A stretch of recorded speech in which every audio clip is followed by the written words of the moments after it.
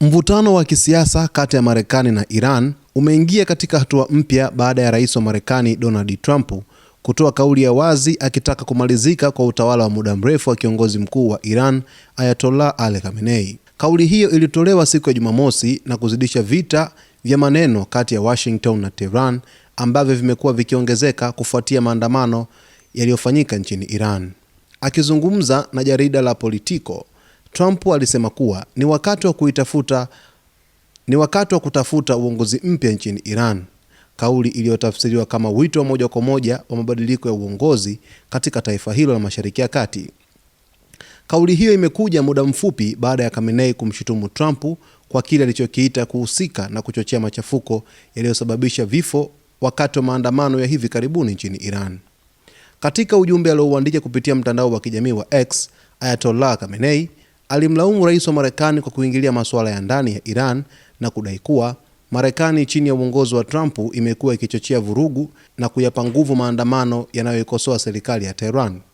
Ujumbe huo ulielezwa kuwa mkali na wa moja kwa moja, ukionyesha hasira ya uongozi wa Iran dhidi ya Marekani.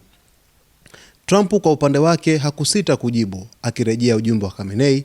Rais huyo wa Marekani alisema kuwa lawama hizo ni sehemu ya juhudi za kugeuza mwelekeo wa hasira ya wananchi wa Iran dhidi ya serikali yao. Alisisitiza kuwa Marekani inaunga mkono haki ya wananchi wa Iran kujieleza na kudai mabadiliko wanayoyaamini yanafaa kwa mustakabali wa taifa lao.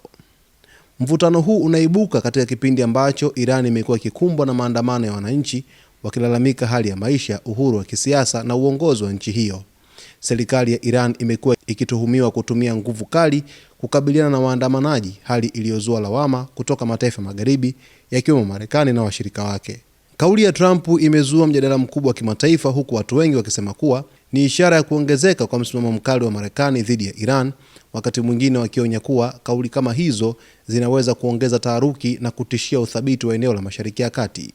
Vitisho vya Trump ambavyo amekuwa akivipeleka kwa kiongozi mkuu wa Iran Ayatollah Ali Khamenei vinaonekana kushamiri sana, huku Trump akitumia kauli zisizo nzuri, tunasema lugha chafu, dhidi ya kiongozi mkuu wa Iran Ayatollah Ali Khamenei. Sasa kauli hizo zimekuwa ni kauli ambazo hazipendezi machoni pa diplomasia ya kisiasa duniani, kwa sababu Rais Trump amekuwa akitumia maneno makali sana dhidi ya Ali Khamenei. Muda mwingine anatumia lugha ambazo hazifai kuweza kuzungumza hadharani, kwa sababu zinakuwa ni lugha za udhalilishaji. Sasa zimekuwa ni lugha ambazo zinatafsirisha tofauti kidogo na kuleta uhasama mkubwa kati ya Marekani na Iran, lakini vile vile uhasama mtu mmoja mmoja baina ya Trump na Ali Khamenei. Ni kama chuki inapandikizwa katikati yao. Sasa mtazamaji wetu wa Zone Media, kwa taarifa zaidi basi usisahau kusubscribe channel yetu, kulike, kucomment pamoja na kushare.